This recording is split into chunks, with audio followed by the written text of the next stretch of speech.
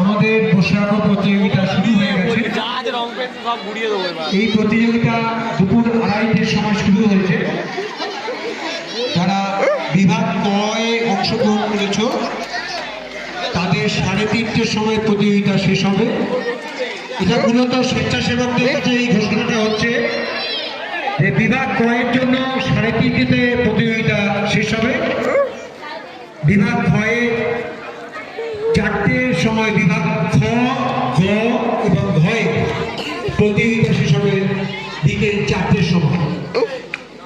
বিভাগ কয়ের বিষয় যেমন খুশি আঁকো, সময় 1 ঘন্টা।